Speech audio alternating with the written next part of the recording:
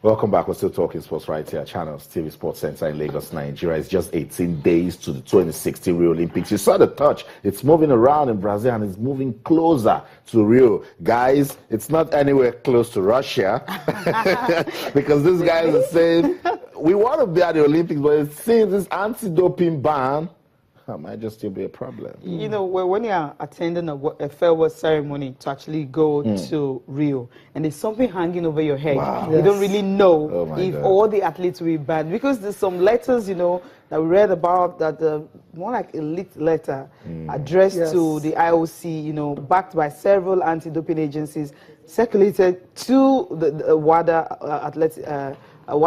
Athletes Committee, that all Russian athletes should be banned from Rio Games. So having heard of that letter, or rather maybe some of them may have seen it because it's actually leaked. You know, there's something, you know, there's just this air of, you know, uncertainty over them. You're watching the sparring, you're watching everything, and you're having a wonderful ceremony. They're supposed to be happy, but they don't just know their fate. We know the athletes are not going because of the ban imposed, you know, on them, but we know some of the weightlifters also are not going, also because of the ban. But the boxers and the others who have actually trained all year, the ones that are really clean, they should have a chance to actually compete and not worry over the whole WADA doping issue and everything. Yeah, but you can understand why they're worried, though. I mean, it's going to be a nervous wait for them. That's the boxers, the wrestlers, the fate of the track and field athletes that's been determined already. They're not going to go to Rio. These guys are worried it might actually extend to them as well too. But that's left for the Olympics organizers to actually determine. It's left for WADA, you know, to determine whether they should extend the ban to every Russian athlete.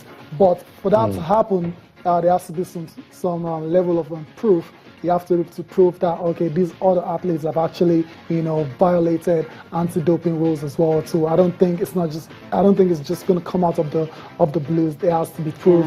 There has to be evidence, as in serious evidence that all Russian athletes actually have violated, have been involved in anti-doping rule violations. So I understand why they're worried, but they shouldn't be too worried if they haven't done anything wrong. But the thing is, it's not you doing anything wrong. It's a question of, you know, what some members or what some athletes have done is actually affecting everyone. Yeah, but it shouldn't be so. That's what I'm saying. That's right. It's because you said it's a state-sponsored doping. I mean, it's systemic doping. Yeah, it's systemic for the track and field athletes, and there's been investigations and they've been able to prove that, okay, these guys, the track and field athletes, were involved in systematic doping.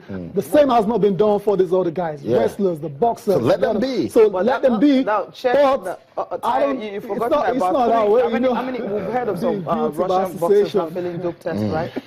The boxers, the weightlifters, and everything. Yeah, but that could be individual cases. If they were able to prove that the athletics, it was state-sponsored, it simply means if a state-sponsored doping issue, it definitely involves all the sports, because it is not just a particular federation. That's but so far so good. They haven't investigated that. They haven't brought out any proof and that. That's why it's a long way to worry. So that's why the allegations will be presented today. So we'll just wait and see if something new is going to come up. But I just hope it's not so bad, because at least we want to see Russians at the Olympics. The more countries you see, the more competitive it is. It doesn't concern whether. I mean, if they have enough evidence to show that this guy... Rules are rules. Rules are rules. You break them, you'll be punished. And I said, just that universal language of when something is going wrong and you have worry, the hands on the head. For those Russian athletes, I saw it right there. And guys, isn't life just unfair? Yes. Russia has all the facilities.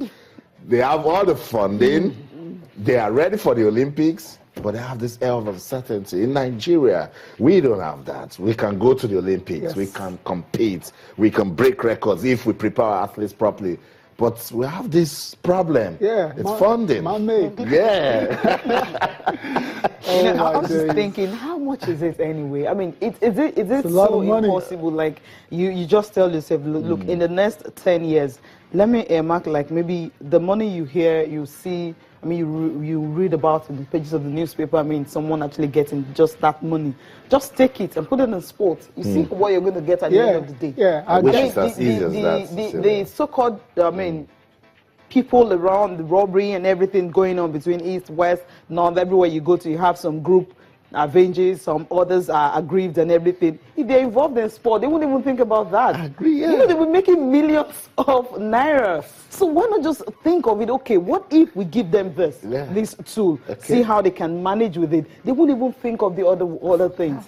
But we're not even, I don't know. Attire told you it's man-made problem. It is man-made. It's man-made problem, yeah. Like, we're trying to... Because clearly there's political will for sports and to flourish in the country. If there is, that's why... You had problems with that right there first. It's as basic. That's as basic as they come. Yeah. I mean, right from the facilities, look at the track, looking deplorable, water puddles all over it. Yeah. No, yeah. It's the harsh reality. That's what it is. That's why I came from Russia. I left Sochi into Nigeria. You see, I said life is so unfair. Segun Toriola can go. If I break record for 8th appearance at the Olympics, 7th appearance at the Olympics, we have the likes of Blessed Kagbari that can do bigger things if supported. We have Esri Brume that is a promising athlete. Sheye Ogunlewe. We have someone like Sheye Ogunlewe, Nigeria's fastest man, struggling to get sponsorship in this country. Put all of that together. Russia has all the funding. Russia can give all the support to the athletes, but they are suffering. You see, because that's why we're so blessed in this country, but we don't know.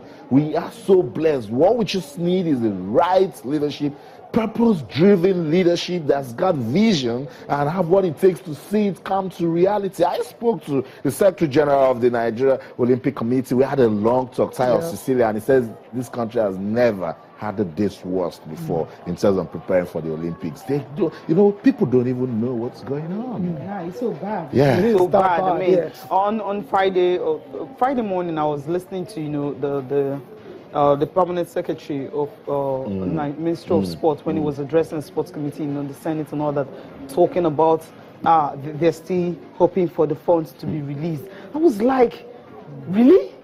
Like, how many days? What are you going to... I mean, it's really funny. You see, they just woke up, right? They just woke up that there's Olympics in August. Or is it because some of them want to actually go? That's the reason they just woke up. But the president says if you have no business in Rio... You won't go. No, you can go, but don't go with government money. First thing first. Don't just even think about it. Go there, go and be part of the jamboree. Spend your monies because... government will be very accountable. Whatever monies they're giving now, they will make sure that it's government was really serious. I mean, March, that was when it was actually approved, right? I mean, then it was passed around May, and this is July. That's when the House Committee just woke up and said, oh, actually, Olympics is next month. Okay, you guys should come. What are you doing? Okay. Worthy of mention.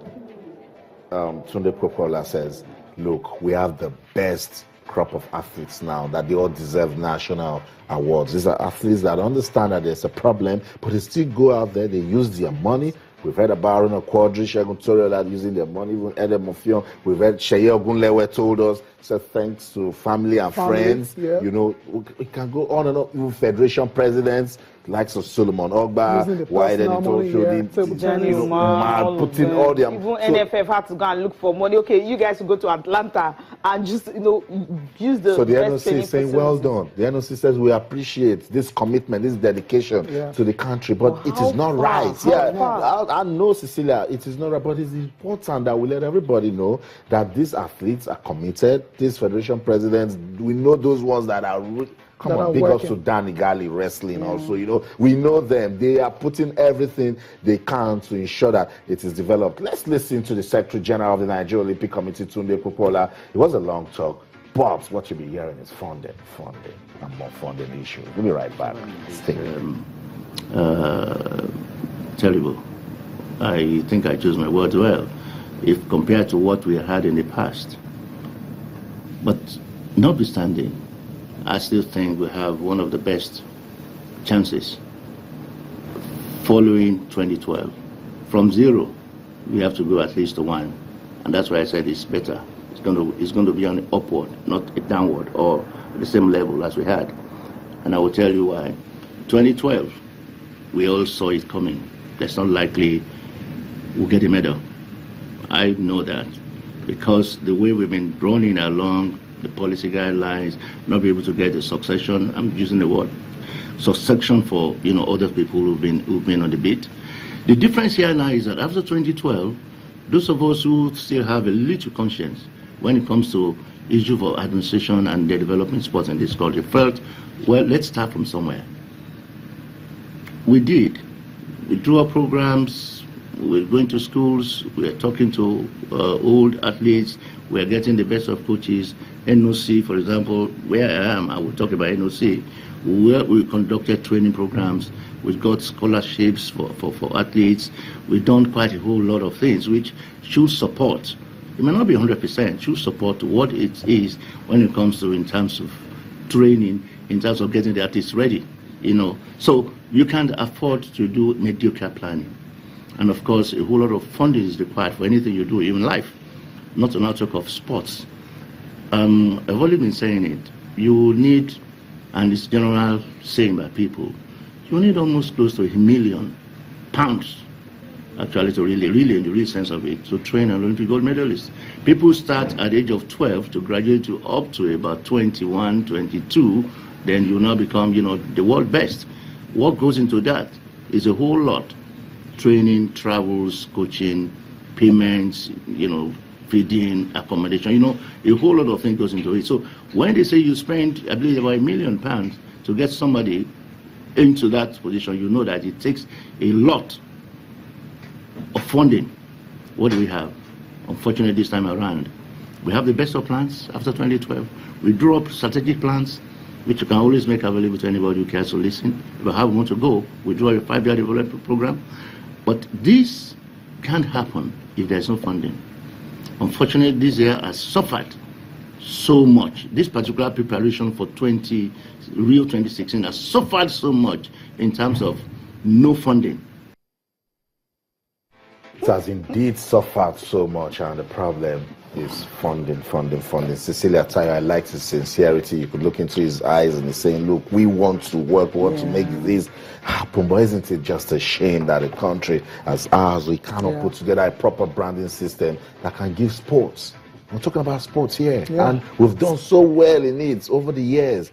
We cannot put a machinery in place that can fund not every competition. Every 4 years, the Olympics. Every 4 years, we cannot put something together that we say that for Tokyo 2020, this, we are ready, money is in place, organizations are ready. Tayo, Cecilia, I'm going speechless. Yeah, same here. Yeah, because it's MJ Austin. Broken record, right?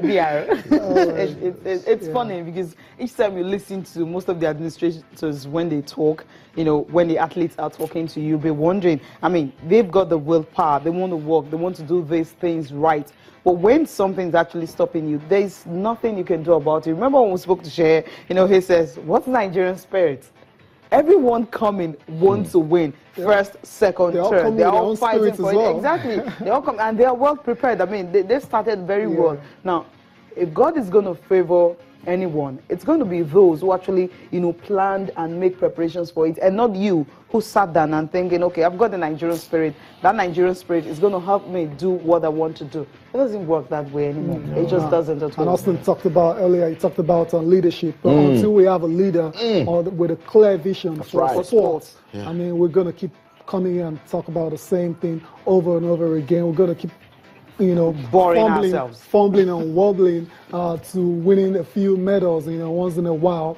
It's never going to be yet. Sports again. Portugal just did it. Just like Portugal, right? And Leicester City also did theirs. Iceland, you know, exactly. So at the end of the day, if you don't even work towards that, it just doesn't happen. It's a shame. God, the miracles we were talking about once, like, okay, it could happen to us. They work towards it. I know. Yeah, we're not even doing it. The frustrating part is a lot of us know what the problem is. We know what it is, and some of these leaders know what it is as well too. But it appears in sports to them has been placed on the back burner. They don't really care. While all around the world, sports is a multi-billion-dollar industry where you know, if you actually, you know, focus, a lot can be achieved. So that's the problem. That's the lack of political will I've been talking about for a while. I know we can go on and on with this, but come on, what can we do? We just wish that it changes for the better. Sports this morning on Channels TV. We'll go on a quick break. When we come back, remember Nigeria's rugby team, their hope of featuring at the World Cup. What's the updates? We'll talk about it when we come back. Stay.